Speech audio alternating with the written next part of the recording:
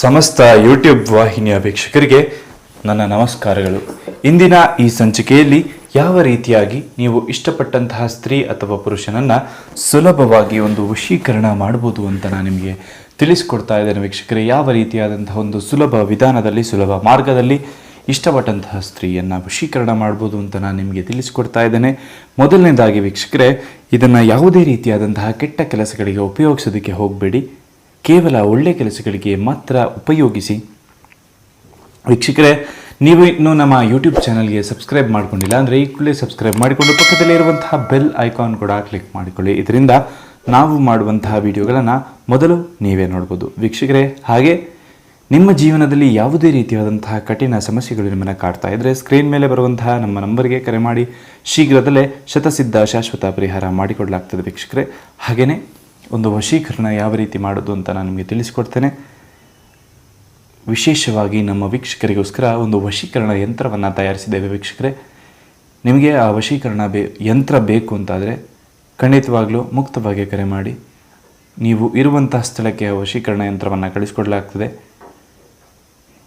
ಹಾಗಾದರೆ ಬನ್ನಿ, ಇಂದಿನ ಈ ವಶೀಕರಣ ಯಾವ ರೀತಿಯಾಗಿ ಮಾಡೋದು ಅಂತ ನಾನು ನಿಮಗೆ ತಿಳಿಸ್ಕೊಡ್ತೇನೆ. ಮೊದಲನೇದಾಗಿ ಒಂದು ಮೊಟ್ಟೆಯನ್ನು ತಗೋಬೇಕಾಗುತ್ತೆ ವೀಕ್ಷಕರೇ. ಒಂದು ಮೊಟ್ಟೆಯನ್ನು ತೆಗೆದುಕೊಂಡು ಒಂದು ಬ್ಲ್ಯಾಕ್ ಮಾರ್ಕರನ್ನು ತೆಗೆದುಕೊಂಡು ಈ ರೀತಿಯಾಗಿ ಬರ್ಕೋಬೇಕಾಗುತ್ತೆ. ಮೇಲೆ ಪುರುಷನ ಹೆಸರು, ಹಿಂದಿ ಶ್ರೀ, ಕೆಳಗಡೆ ಹುಡುಗಿ ಹೆಸರು, ಈ ರೀತಿಯಾಗಿ ಬರ್ಕೋಬೇಕಾಗುತ್ತೆ. ಈ ರೀತಿಯಾಗಿ ಬರೆದುಕೊಂಡ ನಂತರ ಈ ಒಂದು ಮೊಟ್ಟೆಯನ್ನು ಅರಸಿನ ಹಾಗೂ ಕುಂಕುಮವನ್ನು ಹಾಕಿ, ಒಂದು ತೊಟ್ಟು ಅರಸಿನ, ಈ ಶ್ರೀ ಅಂತ ಬರೆದಿದ್ರಲ್ಲ ಆ ಭಾಗದಲ್ಲಿ ಹಾಗೆ ಒಂಚೂರು ಕುಂಕುಮವನ್ನು ಹಾಕ್ಕೊಳ್ಳಿ. ಈ ರೀತಿಯಾಗಿ ಮಾಡಿಕೊಂಡು ಒಂದು ಮೆಣಸನ್ನು ತೆಗೆದುಕೊಳ್ಳಿ ವೀಕ್ಷಕರೇ. ಮೆಣಸನ್ನು ತೆಗೆದುಕೊಳ್ಳಿ. ಹಾಗೆ 2 ಬೆಳ್ಳುಳ್ಳಿ ಕಾಳನ್ನು ತೆಗೆದುಕೊಳ್ಳಿ. ಒಂದು ನಿಂಬೆಯನ್ನು ತೆಗೆದುಕೊಳ್ಳಿ ವೀಕ್ಷಕರೇ.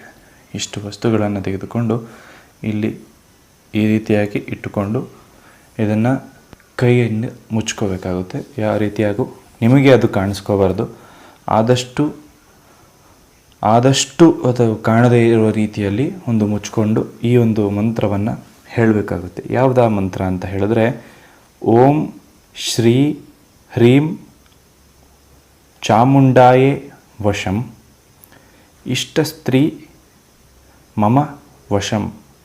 ಓಂ ಹ್ರೀಂ ಶ್ರೀಂ ಚಾಮುಂಡಾಯೇ ವಶಂ ಇಷ್ಟಸ್ತ್ರೀ. ಈ ಸ್ತ್ರೀ ಅಂತ ಹೇಳೋ ಜಾಗದಲ್ಲಿ ನೀವು ಯಾರನ್ನು ವಶೀಕರಣ ಮಾಡ್ಕೋಬೇಕು ಅಂತ ಇರ್ತೀರಲ್ಲ ಅವರ ಹೆಸರನ್ನು ಹೇಳಿ.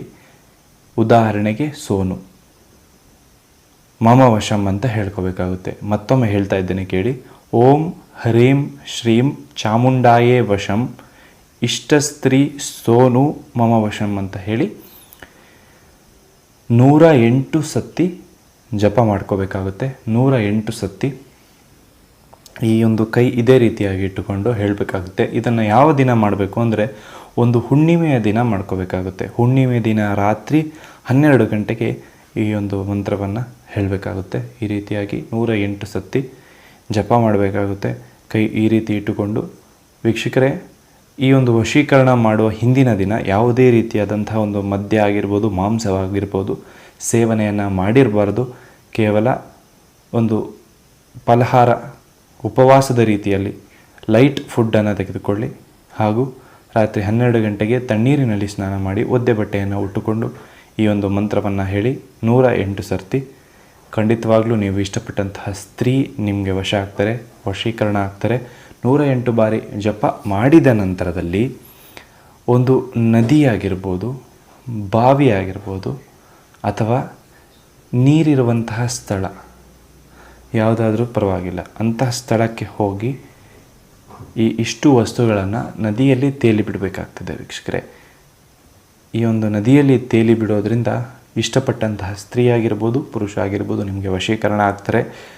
ಗುರುಗಳೇ, ನಾವು ಸಿಟಿಯಲ್ಲಿದ್ದೇವೆ, ನದಿ ಇಲ್ಲ, ಬಾವಿ ಇಲ್ಲ ಅಂತ ಹೇಳೋರು ಒಂದು ತೆಂಗಿನ ಮರ, ಖಂಡಿತವಾಗ್ಲೂ ತೆಂಗಿನ ಮರ ಇದ್ದೇ ಇರುತ್ತೆ, ತೆಂಗಿನ ಮರದ ಬುಡಕ್ಕೆ ಹಾಕಿ ಅದೇ ರೀತಿಯಾಗಿ 2 ಮಗ್ಗನಷ್ಟು ನೀರನ್ನು ಅದರ ಮೇಲೆ ಹಾಕ್ಕೊಳ್ಳಿ ವೀಕ್ಷಕರೇ. ಆಯ್ತಲ್ಲ.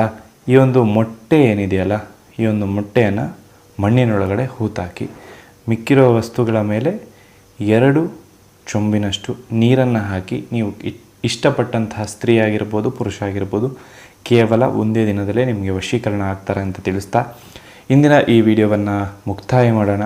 ವೀಕ್ಷಕರೇ, ನಿಮಗೆ ವಶೀಕರಣ ಮಾಡೋದಕ್ಕೆ ಗೊತ್ತಾಗಲಿಲ್ಲ ಅಂತ ಹೇಳಿ ಆಯಿತು ಅಂದರೆ ಖಂಡಿತವಾಗ್ಲೂ ಕರೆ ಮಾಡಿ. ಯಾವ ರೀತಿ ಒಂದು ವಶೀಕರಣ ಮಾಡೋದು ಅಂತ ನಾನು ನಿಮಗೆ ತಿಳಿಸ್ಕೊಡ್ತೇನೆ. ಅದೇ ರೀತಿಯಾಗಿ ನಿಮ್ಮ ಜೀವನದಲ್ಲಿ ಯಾವುದೇ ರೀತಿಯಾದಂತಹ ಕಠಿಣ ಸಮಸ್ಯೆಗಳು ನಿಮಗೆ ಕಾಡ್ತಾ ಇದ್ದರೆ ಖಂಡಿತವಾಗ್ಲೂ ನಮಗೆ ಕರೆ ಮಾಡೋದು ವೀಕ್ಷಕರೇ. ಒಂದು ಸುಲಭ ಮಾರ್ಗದಲ್ಲಿ ನಿಮ್ಮ ಕಷ್ಟಗಳನ್ನು ಪರಿಹಾರ ಮಾಡಿಕೊಡ್ತೇವೆ. ಹಾಗೆ ನೀವೇನೋ ನಮ್ಮ ಯೂಟ್ಯೂಬ್ ಚಾನಲ್ಗೆ ಸಬ್ಸ್ಕ್ರೈಬ್ ಮಾಡಿಲ್ಲ ಅಂದರೆ ಈ ಕೂಡಲೇ ಸಬ್ಸ್ಕ್ರೈಬ್ ಮಾಡಿಕೊಂಡು ಭಾಗದಲ್ಲಿರುವಂತಹ ಬೆಲ್ ಐಕಾನ್ ಕೂಡ ಕ್ಲಿಕ್ ಮಾಡಿಕೊಡಿ. ಇದರಿಂದ ನಾವು ಮಾಡುವಂತಹ ವಿಡಿಯೋಗಳನ್ನು ಮೊದಲು ನೀವೇ ನೋಡ್ಬೋದು. ಮತ್ತೊಮ್ಮೆ ಹೇಳ್ತಾ ಇದ್ದೇನೆ, ಇದನ್ನು ಯಾವುದೇ ರೀತಿಯಾದಂತಹ ಕೆಟ್ಟ ಕೆಲಸಗಳಿಗೆ ಉಪಯೋಗಿಸೋದಕ್ಕೆ ಹೋಗಬೇಡಿ. ಕೇವಲ ಒಳ್ಳೆಯ ಕೆಲಸಗಳಿಗೆ ಮಾತ್ರ ಉಪಯೋಗಿಸಿ. ನಮಸ್ಕಾರ. ಸರ್ವೇ ಜನೋ ಸುಖಿನೋ ಭವಂತು.